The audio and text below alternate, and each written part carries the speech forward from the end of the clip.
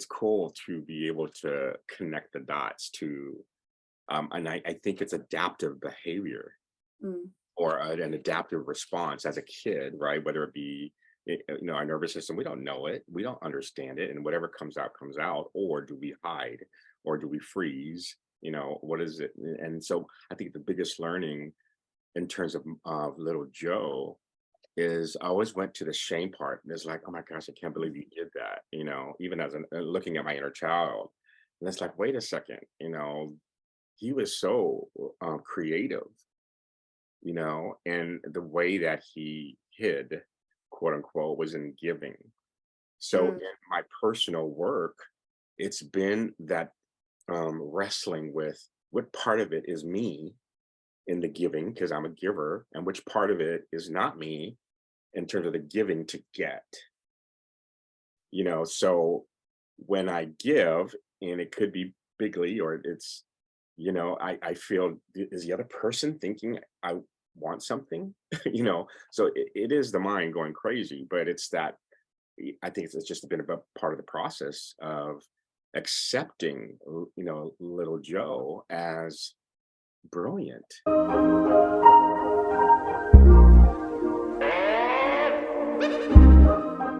All right, we are back. It's so good to see you guys. And it's just been a few weeks here since we last recorded, and we're able to, come together and begin looking and exploring what's love got to do with trauma. And what naturally unfolded was this really rich conversation where we shared, our experiences and some of the things that both of you do in your service to humanity, to souls who are looking for healing and understanding and freedom. So it was cool because afterwards we all agreed, it's like, we need to do this again, you know, for the sake of service to ourselves and to others. So I just count it an honor to have you guys here in this conversation. So, for those of you who are watching, we encourage you to go back and watch the first episode in this series. And it is called "We're All Just Walking Around Wounded," and it is the jumping off point for this conversation around the impacts of trauma, what to do to understand it, to heal from trauma. And there's a lot of arms and legs to it. So for today's conversation, I wanted to kick it off with getting really solid as it relates to how it shows up, um, and specifically, right, the kind of trauma. And it typically starts in childhood, right? And in an inner child. But before we do that, I just want to hear from both of you. How did you feel about our conversation and moving forward? What do you think is possible for us in our service to others? And let's start with Jude. I'm like, that's huge. And my mind's like, what's Mhm. what's possible? I would say in this container, just inviting people in to Yes. explore, uh, wanting to create a safe space for them to question, for them to look within, to look at possible patterns. Do I have trauma? Uh, if so, how is that affecting my life, my choices, my relationships? Because trauma is like this web that like you said, has all these arms, and it just kind of bleeds into all the areas of our life. Yeah. And how can we navigate that and find a way into greater freedom, into greater authenticity, into feeling good in our bodies? So I Yes, that these conversations are in an effort.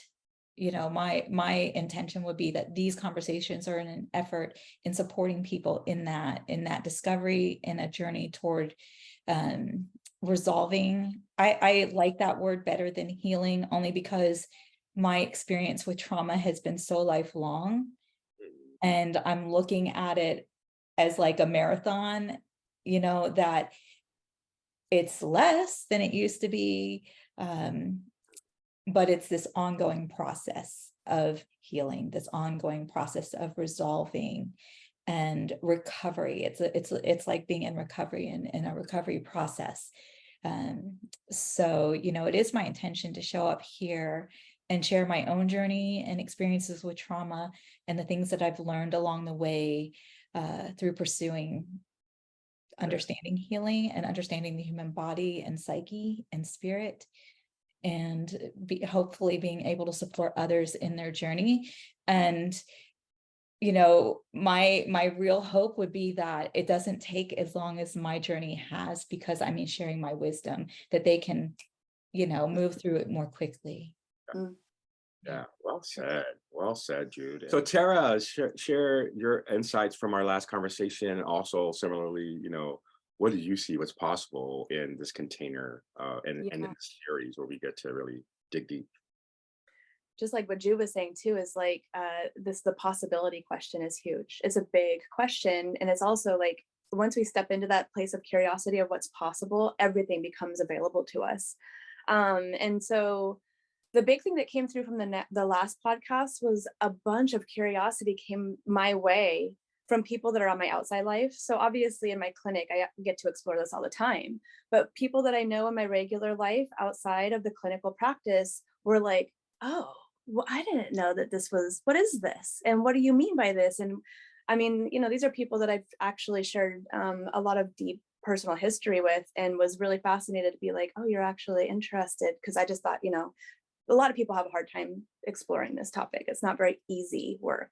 But the curiosity that was sparked was beautiful. And so the conversations are, I think, building a ripple effect. And what I see is kind of what Ju was saying, was like working with other people will hopefully build a ripple effect so big that all of us start to journey on this path of discovery, and knowing that it is a lifelong journey, and it's not easy, but it does get easier if we're all doing it together and we open the doors to communication and understand that we can bushwhack this trail together and create a little bit more of a common path, so that we don't have to feel frustrated by all the work that's need to be done. So kind of more to what Jude was saying is like, the more we share this wisdom, the more we realize for ourselves, hopefully we can have more of like spontaneous healing happening, instead of this like trudging through for how long is this going to take, and then back on the revolution again and going, oh my gosh, here I am again.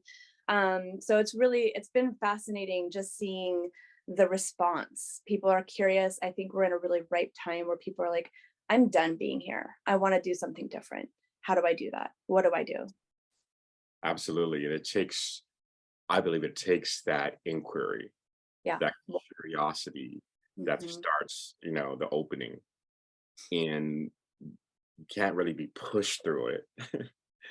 Right? You can't be cajoled. And I think people's great efforts and their intentions are to help people to, wake up per se, or Mhm. show them, hey, here's a way. But there's a fear, even in the word trauma, Mhm. right? And Yeah. so sometimes there's play on words that I think make a difference.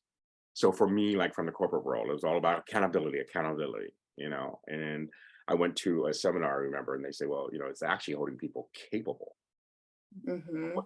versus accountable, because I didn't know, I wasn't trauma informed that being held accountable for a lot of people were like, you're bad if you don't do this, Mm. right? So even in that small shift, being trauma informed is like, no, you're being held capable. I'm holding you to the standard that I know you are. This is why I hired you. This is why and it's just a different dynamic, yet it's still addressing, whatever state that they're in. So I think we do have that opportunity, because Jude, you said earlier, what was it that instead of healing, what was the word? Um, Resolve. resolve, right? So it's interesting, right? So it Well, already shifts and the brain starts going, you know, I would love to highlight something that I'm observing in what you shared, Joe. So you're talking about the difference in languaging. So, and this is huge in being trauma informed, is how we are talking with one another. So in the languaging, you said, that the word was accountable, right? Like holding somebody accountable. And there's a power dynamic behind that of, I'm over you, I'm Mm. powering over you. But when we come alongside somebody, right, and hold them capable, it's a power with. It's more of this collaborative we are partners. I'm cheering you on, you're cheering me on. And that's a whole different energy. It feels very different. And that will help like open somebody up, right? Yeah, And absolutely. to me, that, for and my personality traits, I Mhm. can see the difference between being nice and kind, Mm. right? Being nice many times is not speaking truth, or it's not addressing things, or I want to be, I'm such a nice guy. The kindness is, you know, having the wisdom and also knowing that, the truth is what we want to know. And in that truth, it automatically begins us to be set free. Mhm. So, in me looking at the traumatic things that I experienced in my life and seeing, oh, those were my, my lessons along the way to be here where I am free to be, free to express, free to act. Mm. And it takes away the edge of why I was resistant to doing that because I wanted something from somebody, validation, acceptance. Let me be a part of your group, or don't leave me, please. Yeah. So those things come from trauma, Yeah.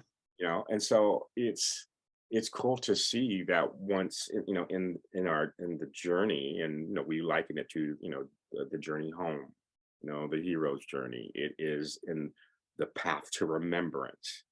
I mean, all those are beautiful ways and monikers to help guide us. That and Dr. Tara, you said it earlier. It's not easy, Mm-mm. because when I first went to my first personal growth, I'm like, I can't wait. I'm so pumped, and like, I'm gonna conquer the world, and and I, go.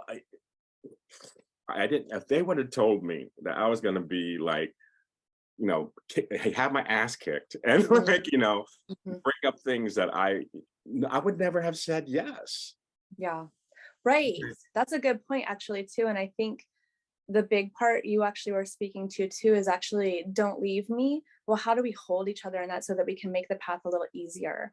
Mm, And it doesn't have to be solo. I think there's a fear component there because we always are speaking to like, oh, that's your job, that's your journey, and don't burden me with your emotions or your feelings, right? So that's part of it. And yeah. then the process is not pretty, but how many of us are actually capable of even holding that space for somebody else to process? So that's I think where a lot of the fear comes from. Like, I wouldn't sign up either if I didn't know that I could have a space to be held and trust the person that was holding up mirror to me and saying, hey, this is something that you're showing me that I don't believe is actually you. There's somebody that I know who is in there that I love and adore, but there's a persona that keeps coming up that's like, let me do all these other things to guard from that, right? To guard from actualizing who I really am. And that's just a protective mechanism that we put up and we've learned from childhood to do these things so that we can feign the niceties, that kind of thing. So it's really true. We need community. We need to be held. We need to have safe space. And I think the more of us that are doing this work and bringing awareness to it, we have that capacity to do it now. Yes. Most definitely. One of the things that I've learned through working and facilitating a trauma group is that, the asking, like always giving choice. Choice is hugely important, but asking before I dump all my things on somebody, do you have space for this right now? Mm-hmm. Right? Do they, right? Because even if most days they're on and they have space to hold for me, the energy of my trauma that's coming up and needs to be seen, heard, voiced, that day, they may not have the capacity. Mm. Right. So just having even that awareness of asking, do you have the capacity? I have something really heavy today. Do Mm. you have the capacity Yeah. to hold this? Right. Because most days I'll say, yes, I do. Right. But some days I have enough of my own and I don't have the capacity. So it is a practice of knowing our own capacity Mm-hmm. and learning a whole different way of relating with others and understanding that we do have capacity, right? Like that we have to understand about ourselves and create boundaries around like, yes, I have capacity. No, I don't, Yeah. kind of be our own gatekeepers and respect other people's gates as well. I think that's exactly where I kind of wanted to go with that, because I heard two things happening is like how wonderful to have the awareness to be like, ask, do you have the capacity to handle this? The other side is, do people have the capacity to say no? No, I don't. I don't have the capacity to handle what you're going to bring to me right now today. I can't hold you with grace. I'm not at my best today, my love. Thank you very much. Like, catch me another time. The urgency to meet people is, I have that because of the tendency to want to people please, right? That's part of the trauma that I carry. The wanting to fix it for other people. And having to bring the awareness into myself and saying, oh, actually, I have to say what I need and put a boundary down, and that's okay. And how do we make that okay when somebody might be in trauma or somebody might be in crisis? Right. And we have not been taught, I was not taught Mm-hmm. to really be aware of my needs, to voice my needs, Mm-hmm. right? To respect my own needs. I was always, what do you need? What do you need? Cause and healer type, that's very Mm-hmm. much my MO. And as I'm practicing voicing my needs, it doesn't come out like adult Jude is right here on this Yeah. screen. It can come out like 5-year-old little Jude, Totally. right? Or sideways, like kind of like almost a little temper tantrum, Yeah. or my needs aren't being met. Like, you're so selfish, right? Like, or Mm-hmm. something like that. Mm-hmm. It can come out wonky Mm. Yeah. because of my trauma and not having practiced how to ask for what I need. And so then it builds up a little bit. My needs aren't being met, and the voices inside are like, you're not getting your needs met, and you're being left out, or for me, it all revolves around that abandonment. And so those little voices, and so if I let it go, my needs unmet for long enough, it really does come out sideways, right? Yeah.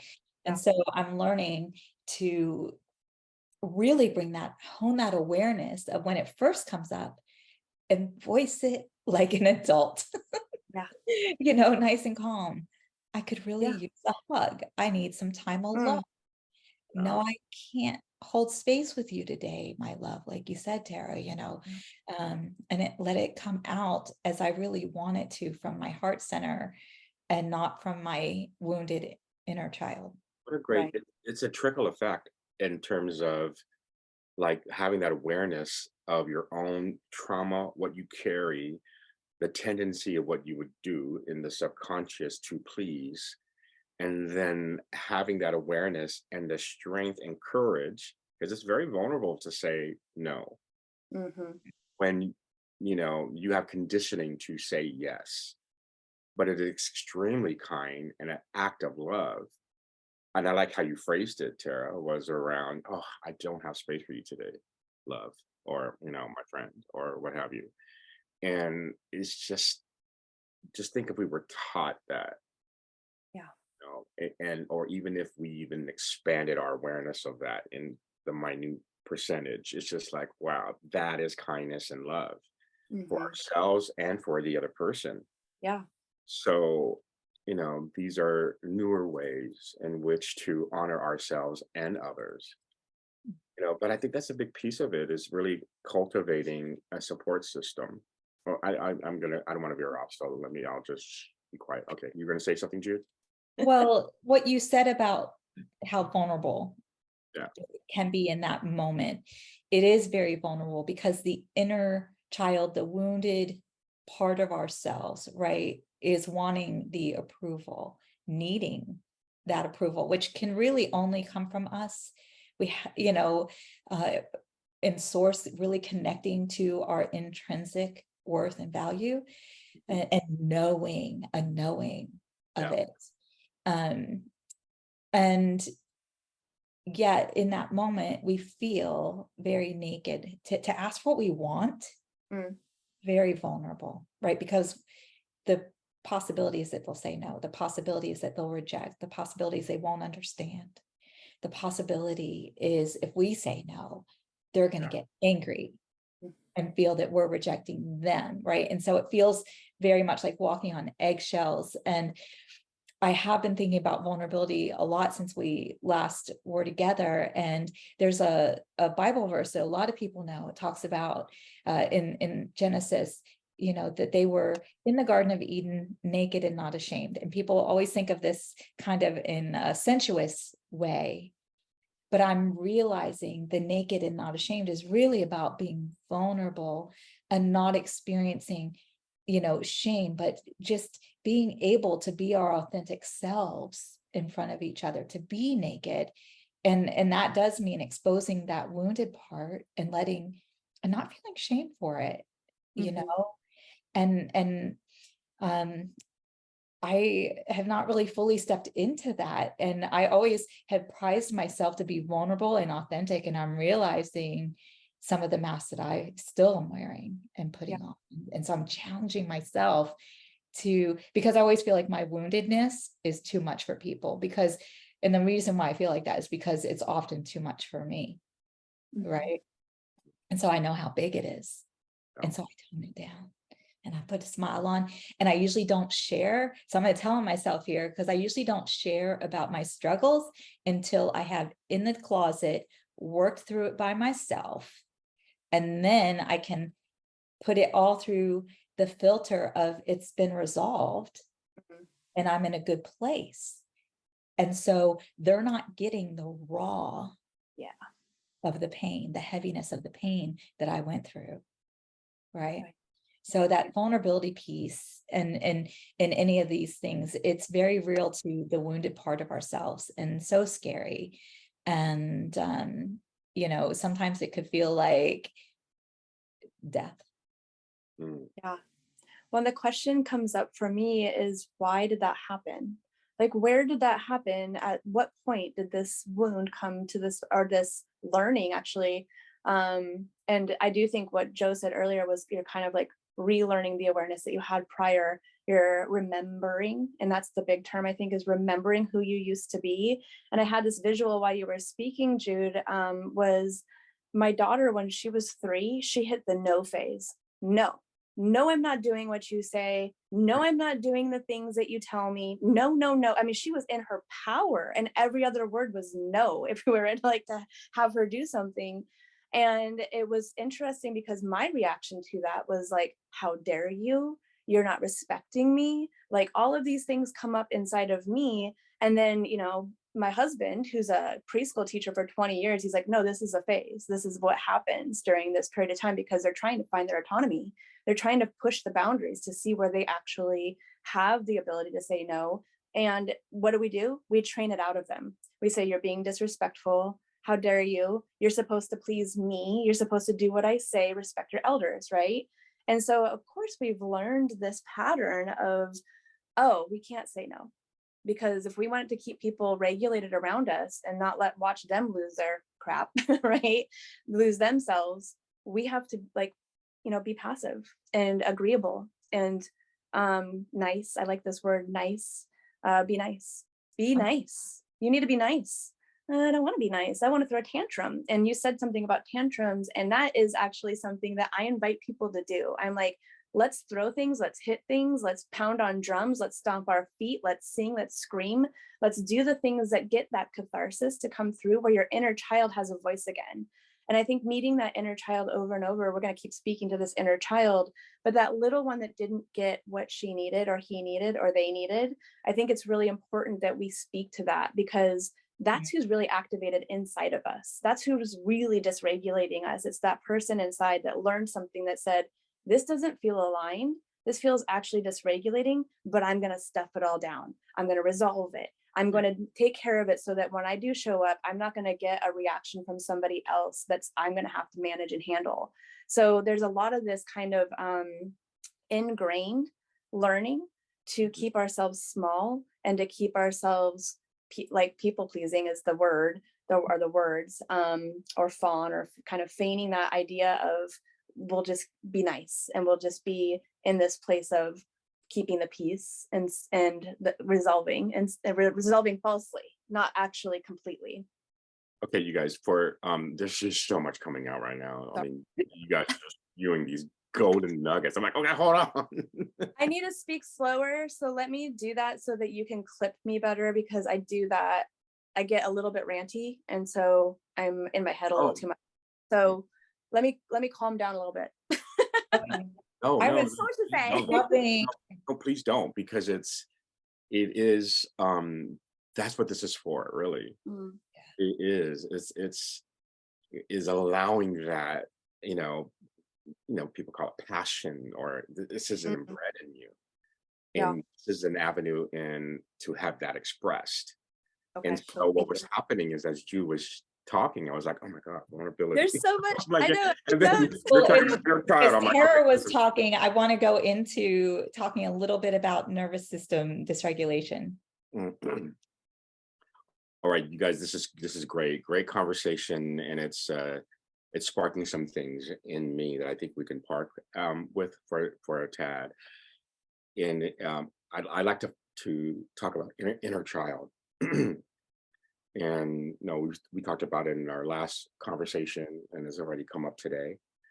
And I think this is an important key, and I know it's been such an important portal for me to enter into in terms of inner child, because as an adult, of course, without any type of um, personal growth work, or even in the religion that I was in previously, never really looked at what happened, right? Or the interpretation of anything. And I know that there is in mainstream, let's just say, and just societal, norms. It's like, just get over it. That happened like how many years ago? You're an adult now, you know better.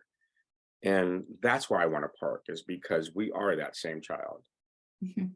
right? And what is the importance of that as it relates to trauma, and then the path to recovery, right? So why is it so critical that we do spend time with the little Jude, with the little Tara, and the little Joe? Let me just, yeah, that's, how do you guys react to that? So the idea for me is when I enter that space with myself, I can actually offer myself a lot more love and compassion. Um, I have a lot more guilt and shame that shows up when I try to meet that space with my adult self. And so what's really difficult, I think, when I see with my patients is having a really difficult time meeting that space. Often I will cue them to meet their inner child, and maybe the age where something came up that they did feel was an adverse experience.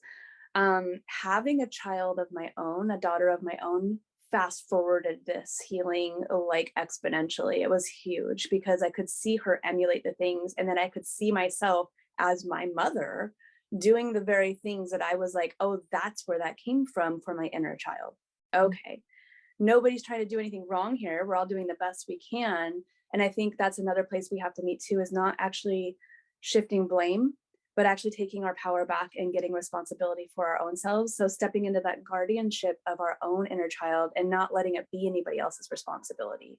It's not my parents' responsibility to take care of me anymore. It's mine. And that is one of the most empowering things I've ever actually come upon, was that I get to give myself unconditional love. I get to validate myself. I get to give the things that I'm more recently was like, I get to be proud of myself. Oh, whoa, I didn't know that I needed that. I get to be proud of myself. And that was a really beautiful experience, to keep continually finding these places where I didn't know that I was searching outside of myself for validation, when it was me that had the power to give that to myself the whole time.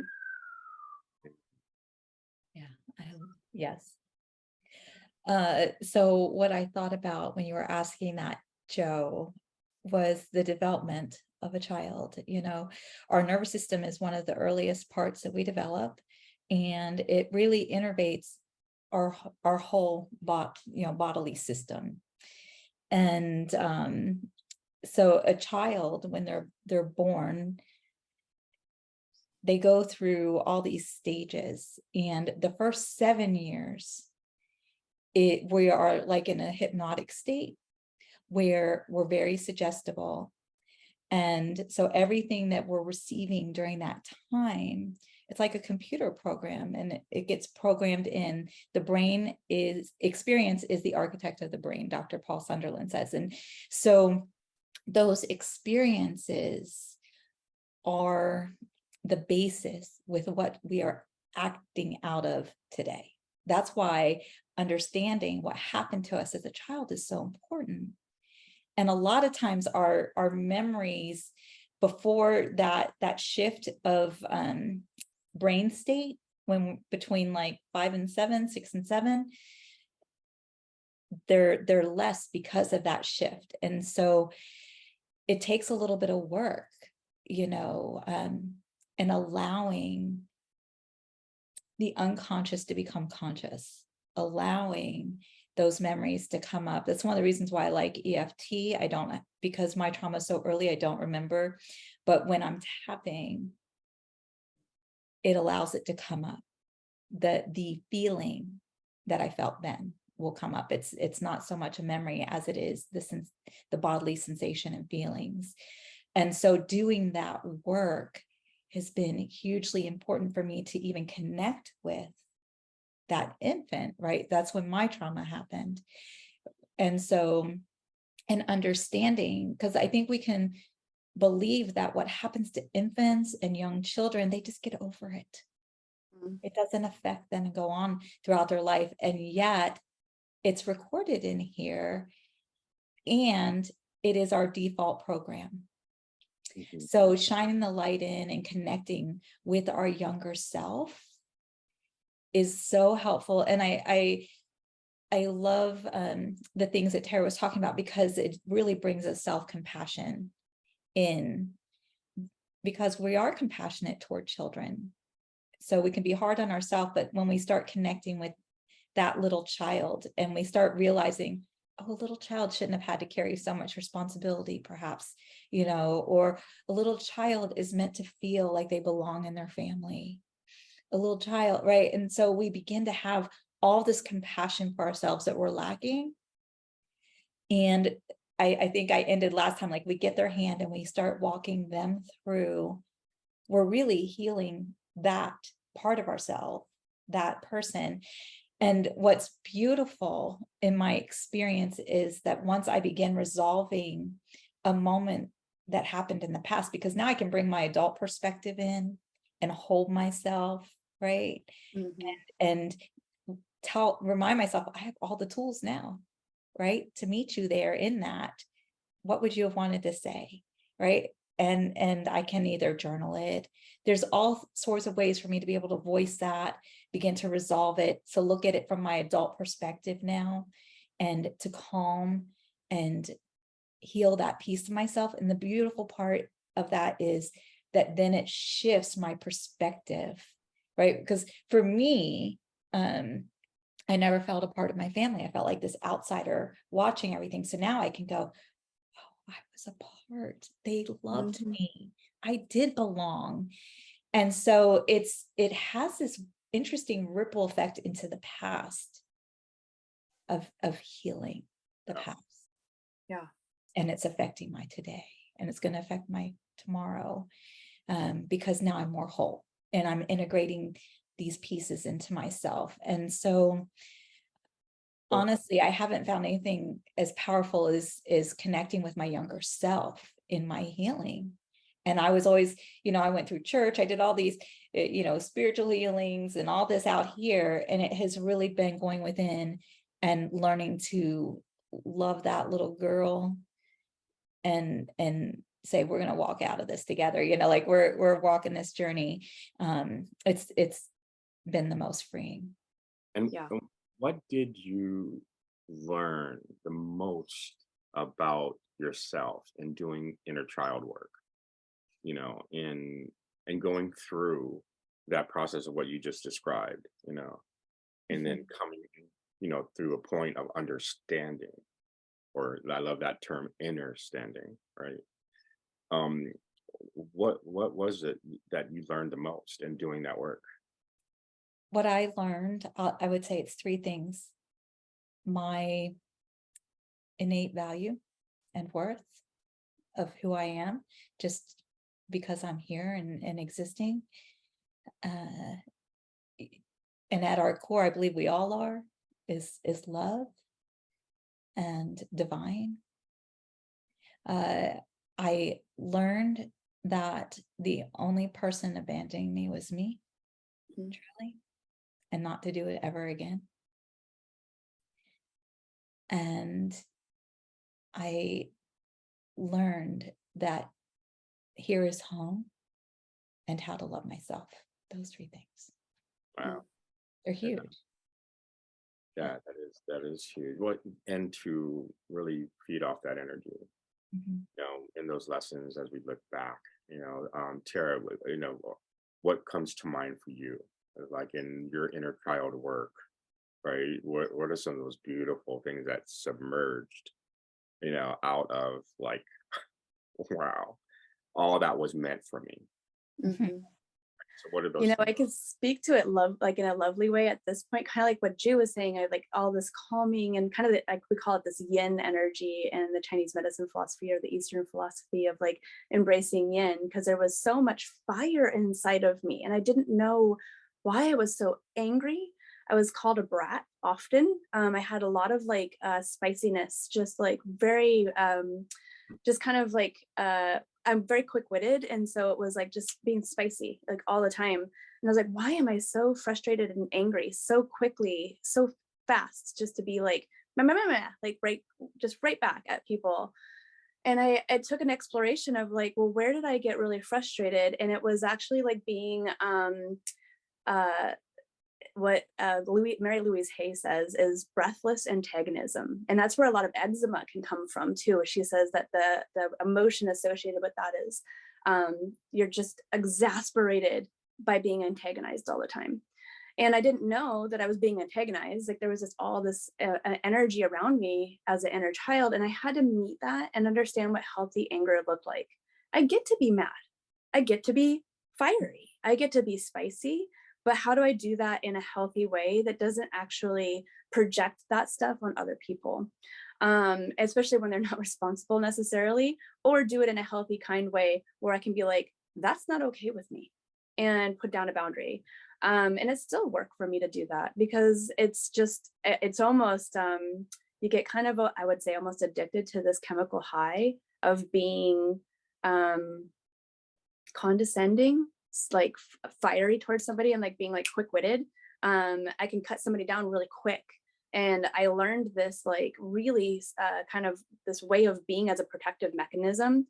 And I have to go in there and go, hey lady, that's I understand you're angry, but is there a different way that you could get what you need without having to be it that way? Because now you have the guilt and the shame that you have for doing that, and you're probably waking up at 4 a.m. going, man, why did I say that thing?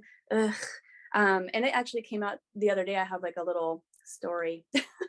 I accidentally walked into the men's bathroom and was like, it doesn't smell right in here. Everything got heightened inside me. It just did it smelled like, and I was like, what is going on? And I didn't register that I was in the wrong bathroom. And I go in there and like all the toilet paper had been taken out and put into the corner. And I was like, somebody's messing with somebody up in here. And then I close the door and I'm like, I'm just gonna go and get out. Immediately somebody comes in the door and I'm like, I just belted out, who the fuck is in here? And I bust open the door and here comes this poor man, and he is just looking at me and I'm like, get the F out, get the F out. Like all the spiciness, all the energy, everything came out of me. And this poor guy's like, but I gotta poop. It's like, and I was like, what are you doing in here? Get out of here. And like that was my heightened response. I went right into a trauma response because I was afraid. But that my tendency is to fight, to be scrappy, right? Kind of like that fear aggressive dog that gets really, kind of snippy. And I realized just when he said that I was like, I'm in the wrong space. I'm wrong. Whoa, whoops. And I felt immense guilt and immense shame. And I've been running a story on myself since that. Like, that poor guy, I feel super sorry. I did apologize, but like, could he hear it in that moment of this lady just screaming at him in the bathroom where he has to go to the bathroom? And so I was kind of laughing to myself about the story because I'm like, oh, I actually had the tendency to just immediately go into that spicy place, immediately go into the fight place. I go fight. And so part of me was proud of myself because I could protect myself. But the other part of me was like, hey, lady, can you admit that you were not right?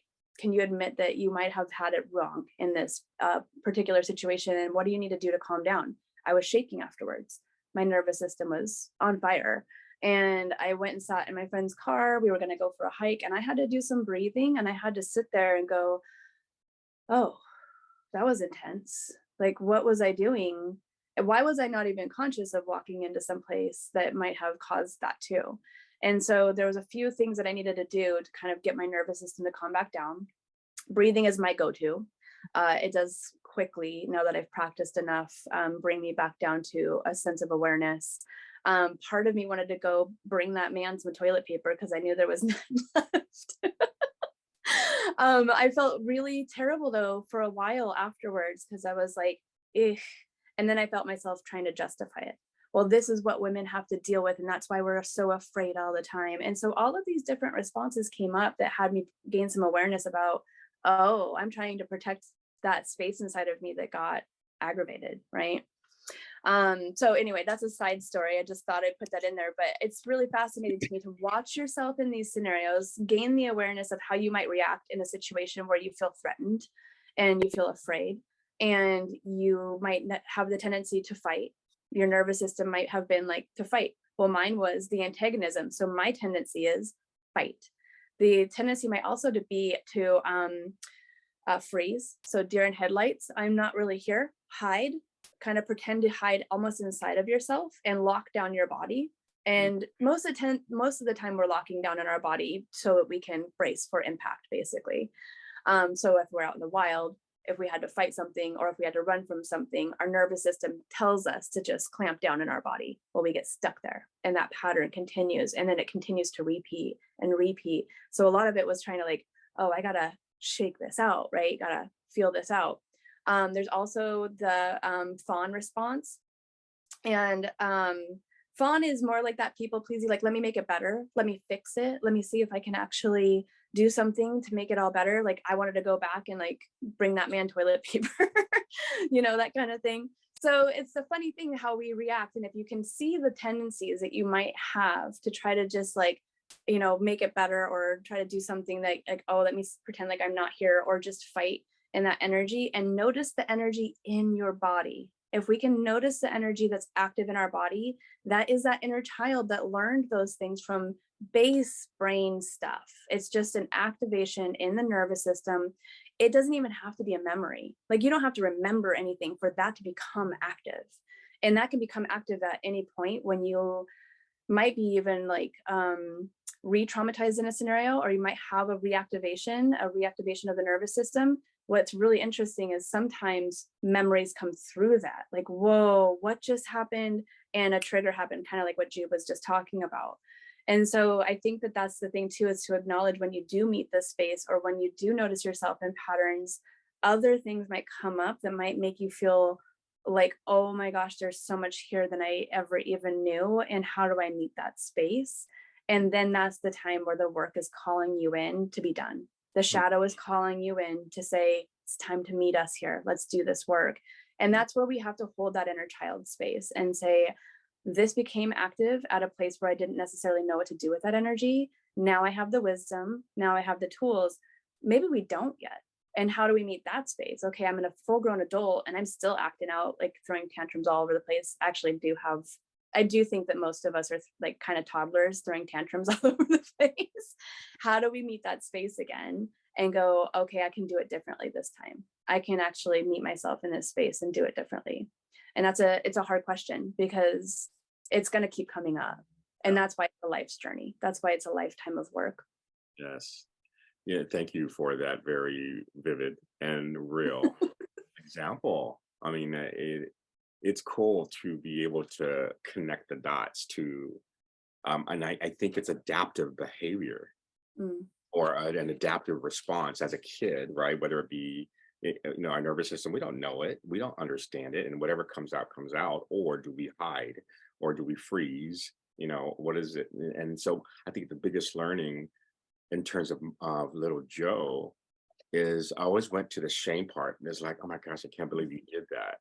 Even as looking at my inner child, and it's like, wait a second, he was so creative, and the way that he hid, quote unquote, was in giving. So Mm, in my personal work, it's been that wrestling with what part of it is me in the giving, because I'm a giver, and which part of it is not me in terms of the giving to get. So when I give, and it could be bigly, or it's, I feel, is the other person thinking I want something?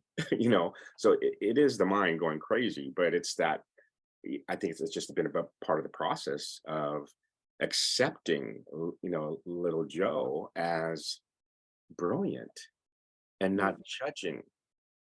And so recently, I think this is after our episode, in or near it, it was a conversation of little Joe speaking to me. I mhm, think I shared this with Jude, of like, you left me, mm, giving the mic to that little guy, you know, that wasn't me who you were saying you were, you know. So, oof, in this adaptive mm, response was safe for a 7-year-old. And it was brilliant. Like, wow, what had to happen in your life for you to create something so elaborate so you could feel loved and accepted, mm. right? And it's okay there because you got relief, but it's going to be a problem down the road, Yeah. and that's what happened. So in erasing the shame of it, of that kid, you don't go take your own marbles and throw them in the playground and like let everybody go, and like now you have this fan club. It's heroic. Mhm, mhm. I mean, think about it. Yeah. No one knew my story. No one knew what I was going through. No one understood. All they knew was that here was this chubby little kid, right? He's well liked.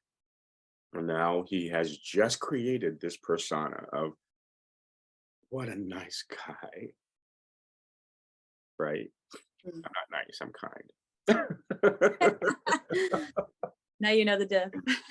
What's the difference? So it's what I learned about like little Joe is like he's fucking badass. And it came to the understanding of it when I did human design and gene keys. This is like it didn't change when I was 5, 6, or 7. It's the same design as I am right now. I just turned 41. I mean, I'm just kidding. No, no. I'm in denial. Not 41, 42. Okay, no. Age is nothing but a number. Right. And the celebration of him.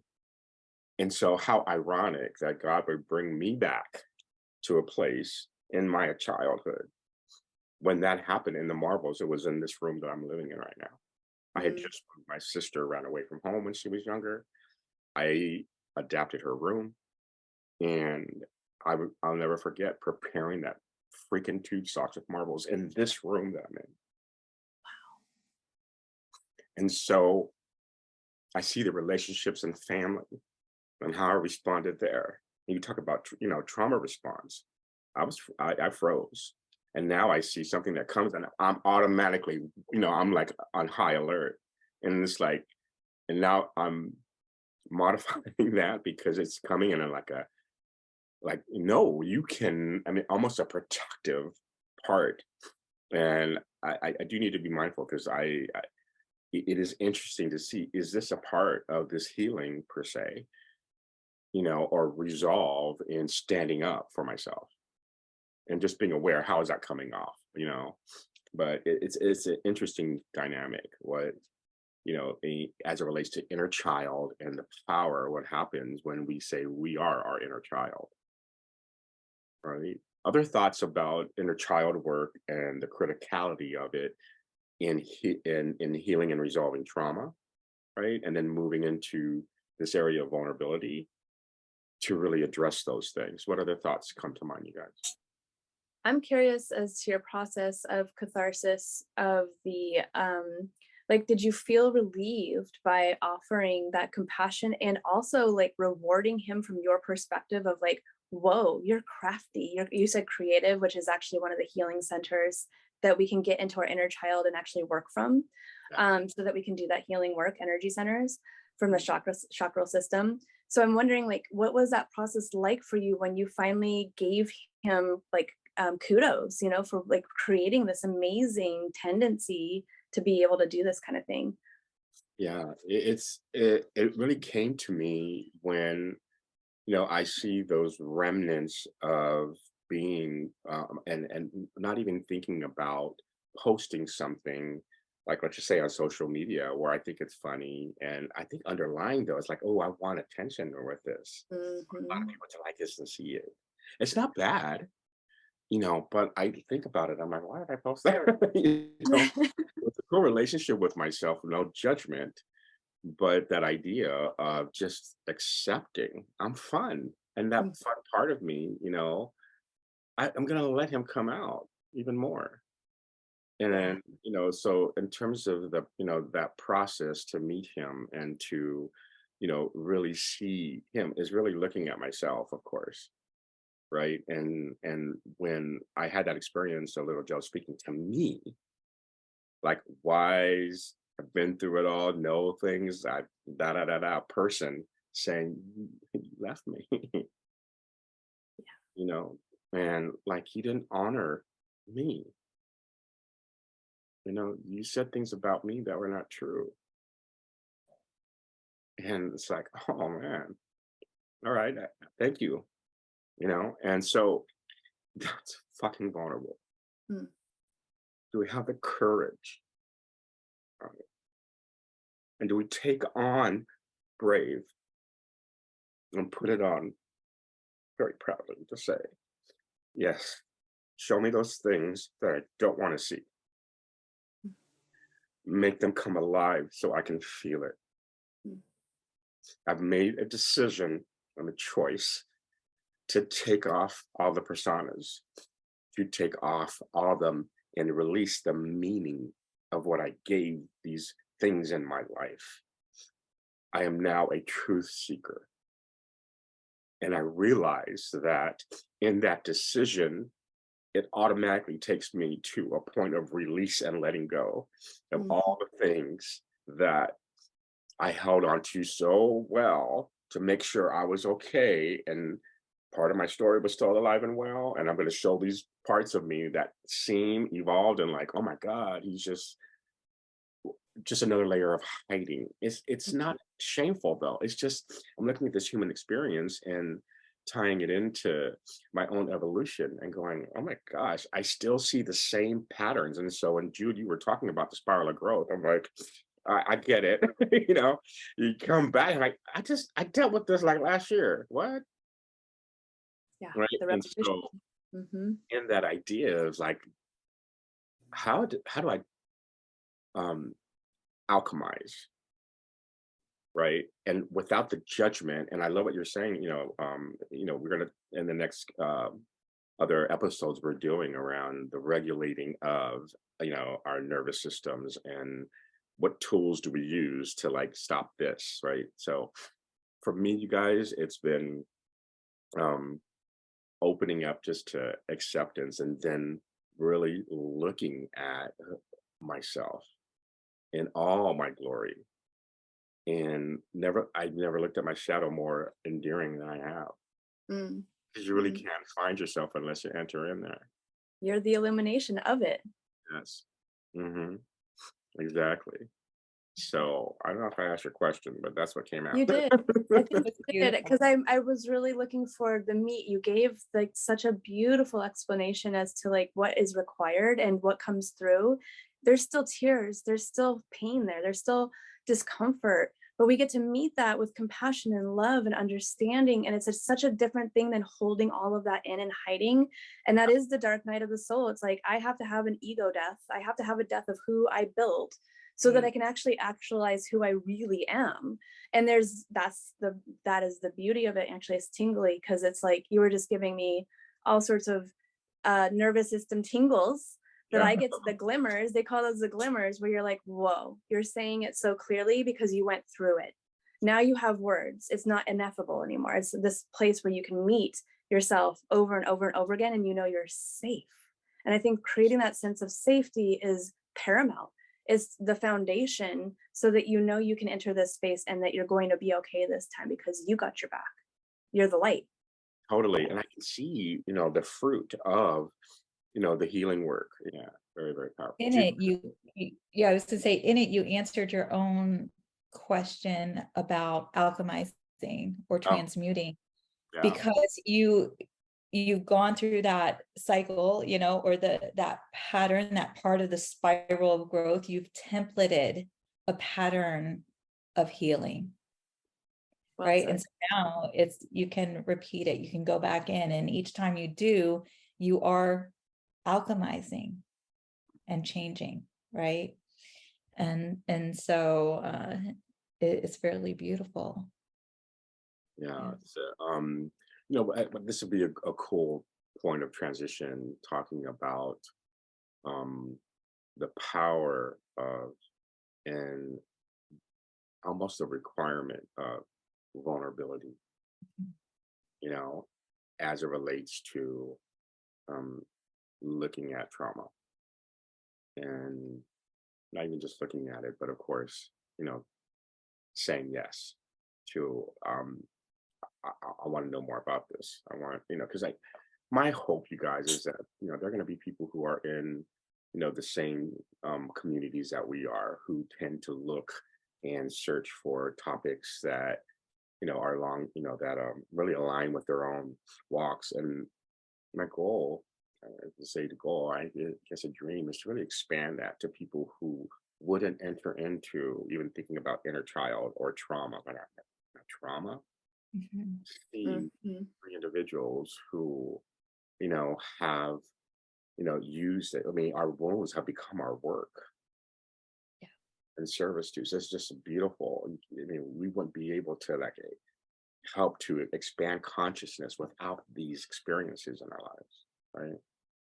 But it took a lot of vulnerability on our part, right? Which I think we all know is not knowing the outcome and doing it anyway. Yeah. Mm. Right? So let's Yeah. talk about vulnerability and courage. I think that's where that curiosity space comes too, because when you say you don't know the outcome, that's, kind of like the process that we get to explore here. Why are we here? To see. We want to see. What does it feel like to be here? What is the meaning? Like, what is the purpose? And so when you get to explore that space, I think like a child, where's the wonder? That's why I think actually entering into that inner child space, you don't even have to think about being vulnerable. You're just there. Oh, everything is open, wide open. I'm expansive. I'm seeing it all. I think nature's a really good conduit for that, because it kind of puts us back into that space really quickly, where you can see the, ooh, wow, wonder, without having any answers, without knowing the outcome, without going, I have a specific destination and I have to get there. It's, oh, I don't even have, like, I know we talk about courage and being vulnerable. Well, yeah, of course, if you're having to meet difficult and painful places, and, the tendency is to meet that nervous system response as well, you have to get a little bit courageous.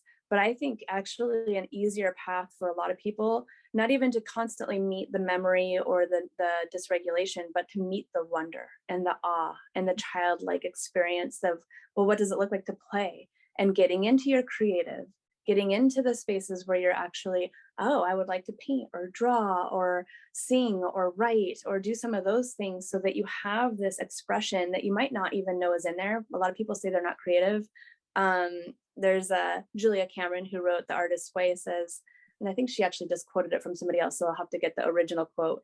But the quote is, all children are creative. We just learned not to be over time, right? So what was the first ridicule that said you're not creative?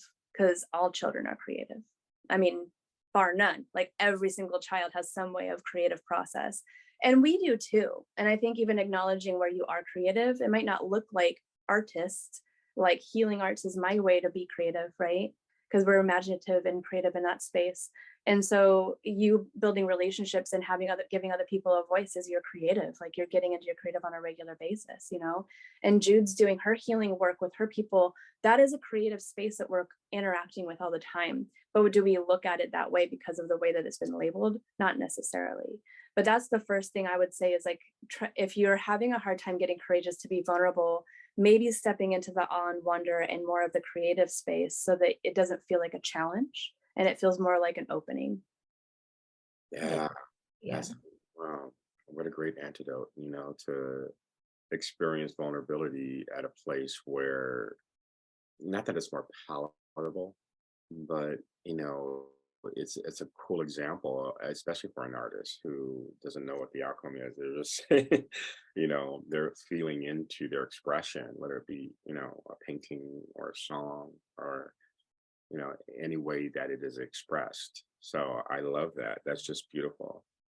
Yeah, Jude. Yeah, the beauty of that is, we tend to think, or we'll talk about the inner child work, and we go to like kind of the work side of it. And I actually did the Mhm. artist way, and it was beautiful because she would have doing that. You're supposed to go on artist dates with yourself, all by yourself, and through that creativity, you're connecting with your inner child, right? And that is actually who we really are, as Tara was saying. And so to be our most authentic self, right, is to get beyond all of the constructs, the systems, the beliefs, that all that programming that happened, and kind of buffer us from being this more freer, creative, spontaneous version of ourselves. So I love this kind of backdoor, like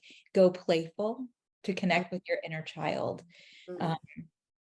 And in the freedom, you're actually being vulnerable right? Because we don't know what's really going to happen. And we just kind of get out there and we're playing and we're interacting with other people and with life, right? We're here to be experiencing this very vibrant, vital, engaging relationship with life. We're here to live.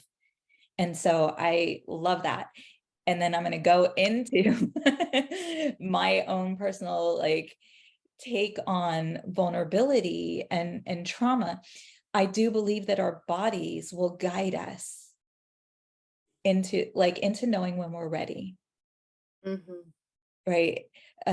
So I think I mentioned in the first podcast that I always knew something was kind of wrong, but I didn't know that it was my adoption, because I just knew I was adopted. That was my normal.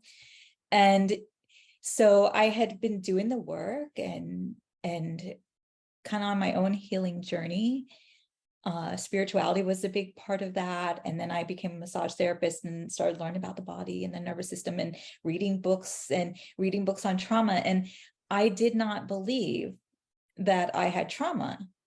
And so I really want to highlight this because I think so many of us, we think trauma is being in some huge car accident, facing maybe a life-threatening disease, big losses, right? That can be traumatic, or like being at war, these huge things. Asking someone on a date. Asking someone on a date can be trauma, people. It's scary out there. So, but we can have these things that are normalized, like adoption, right? And I'm not going to get into the politics of that, but for the infant, the relinquishment's traumatizing. And but from the adult perspective, we don't understand that. And so we can go through something that seems normal and not realize that it has traumatized us. And there are a lot of micro traumas that kind of keep reactivating it. But my body, knowing something was up, had me on this healing journey, right? And it wasn't until, and I believe that everything works together to bring these things up when we're ready. And so it took a whole lifetime for me to get ready to know that I had this trauma. I was 51. It was June 6th. and I got a letter, well, the emotion, I got a letter from my bio mom. And 2 days later, I broke down crying, and I may have shared this because this is my story. And it was, out of my mouth, where I want my mommy. And that's when I knew I had trauma. That's when my body was ready to go into this most vulnerable place. It took a long time. And so I really do believe in bringing awareness and listening to what's happening around us, because all these things converge to bring it up. It's time. It's time to go in. And so then I have a choice. Will I be vulnerable and go where I'm afraid to go? Because part of it is, and I think we all kind of know this, like subconsciously, and I hear so many people say, well, if I let the tears out, I think it will never stop, right? People that I'm working with, it's never going to stop. If I let this grief, if I open up that bag, that Pandora's box, it's so big. Yeah.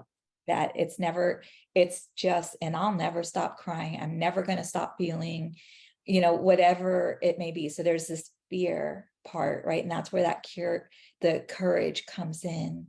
I'm too busy for that. I'm too busy. I can't make the space. Time. Yeah. Yeah, exactly. Together for everybody else. Yeah. And so we have a choice, or it worked for you, but and so we do. That's when we're vulnerable, and we can say yes to the process. Yeah. And there are so many people, because you said that, Tara, about I don't have time, I'm busy, etc.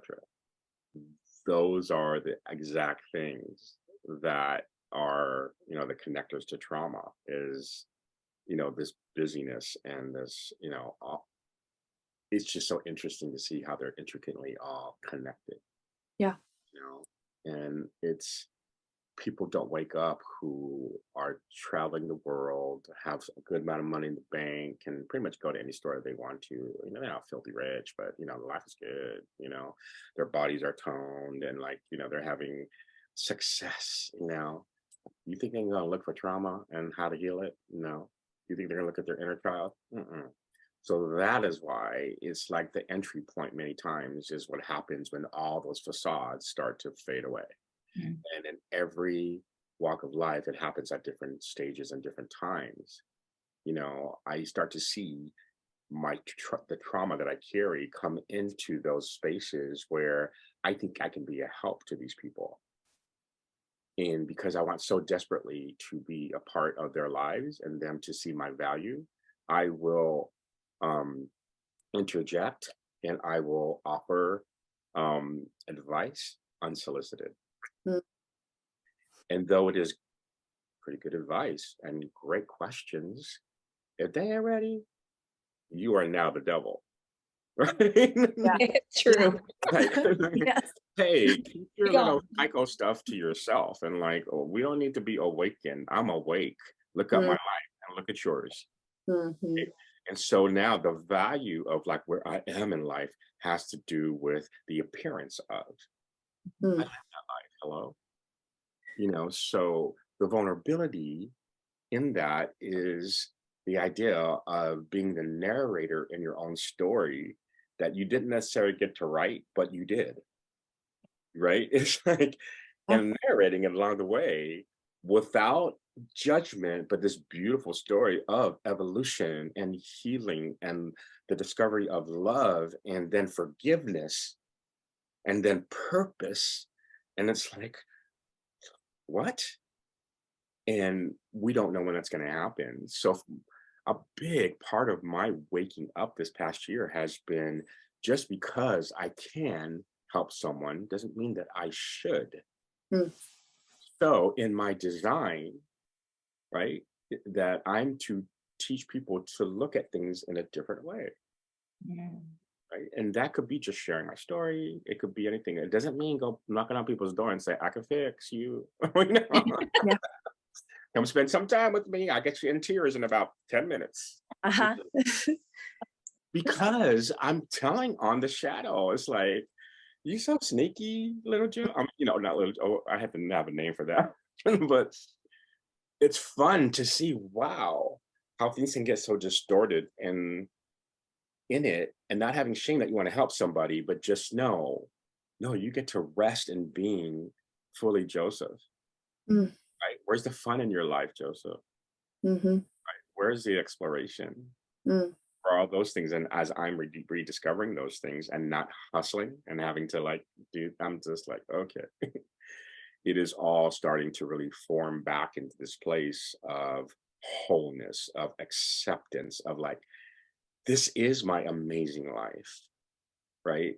And as I take the veil off of societal, judgments of what a successful life looks like, and I take away all of those filters, and it's like, fuck, I live an amazing life, and it just shifts the whole trajectory.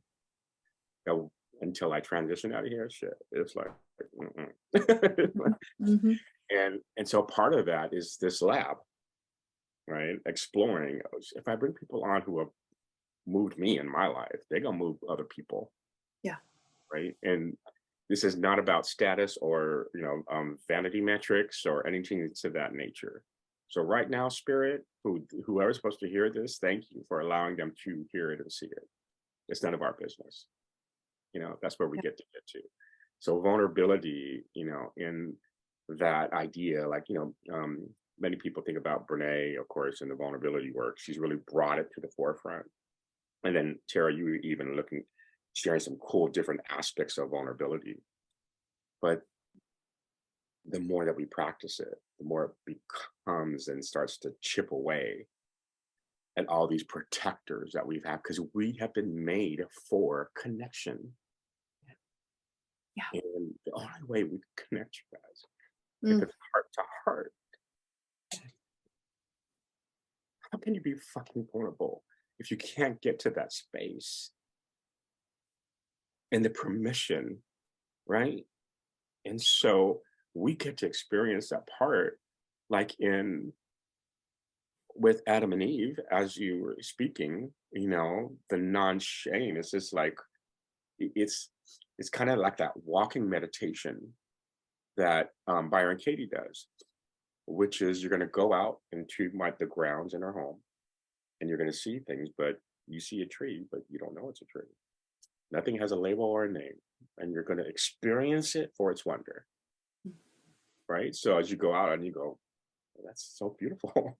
I don't know it's a tree, but it's like you start to see it a little differently, right?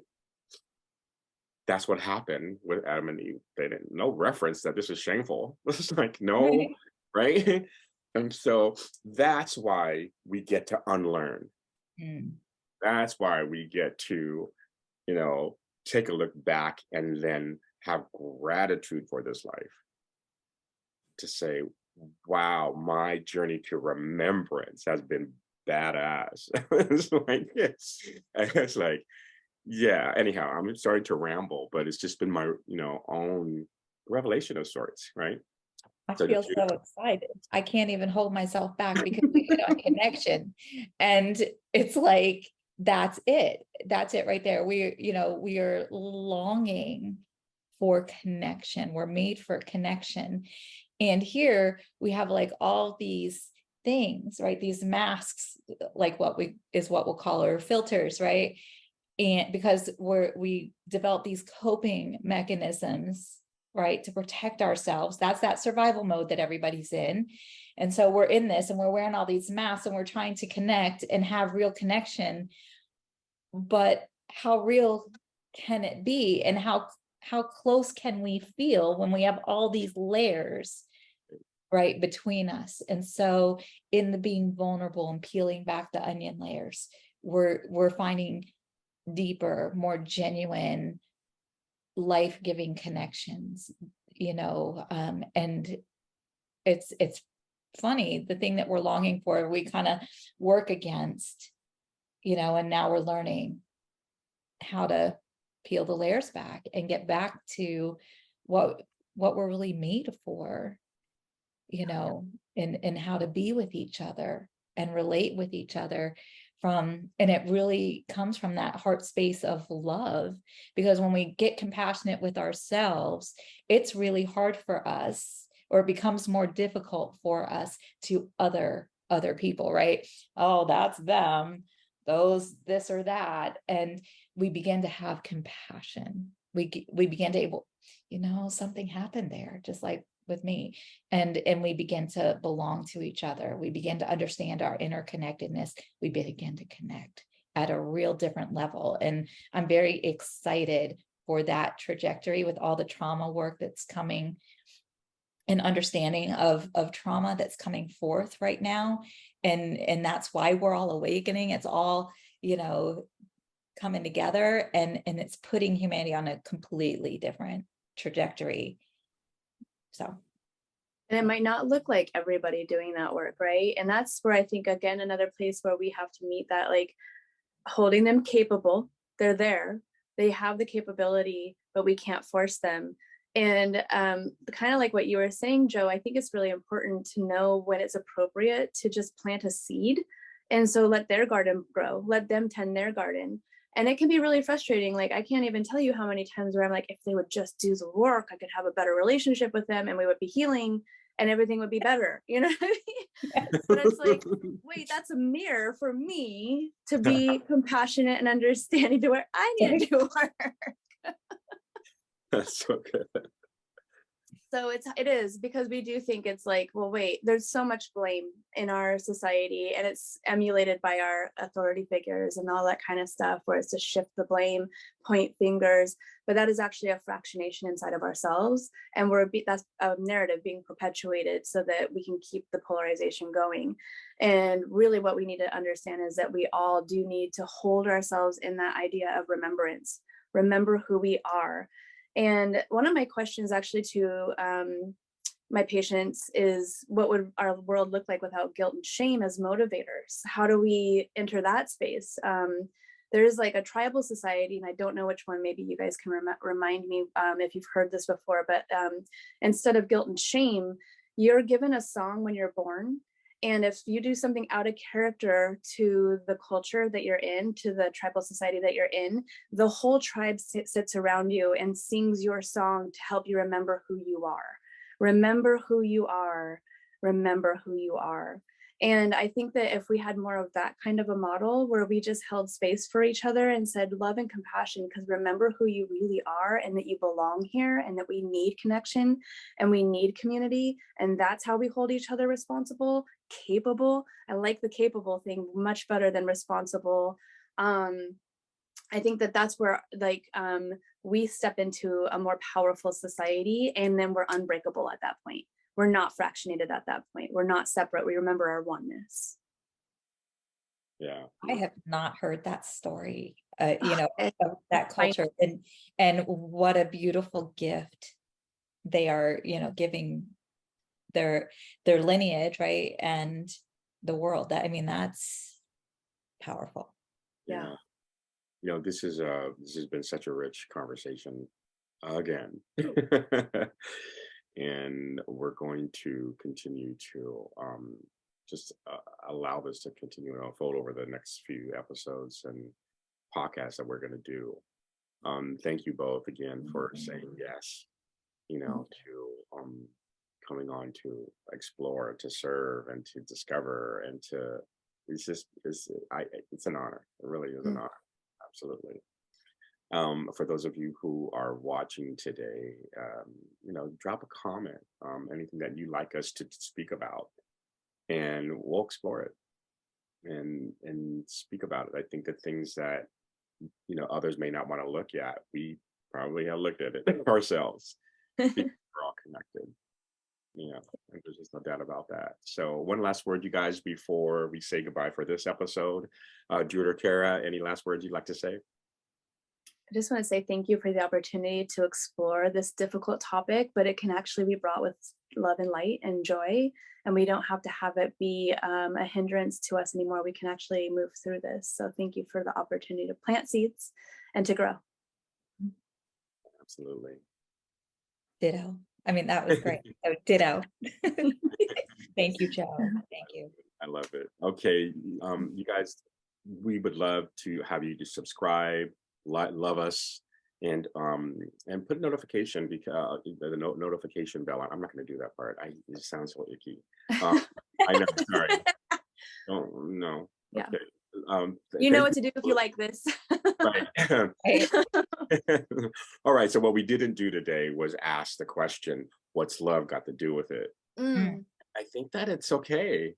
I okay. think what we're experiencing, that love is in this. I mean, it is the nucleus. It is that's the genesis of all this. That's how we discover love. You know? So anyhow, with that being said, love you guys. We'll see you Love soon. you. Love you.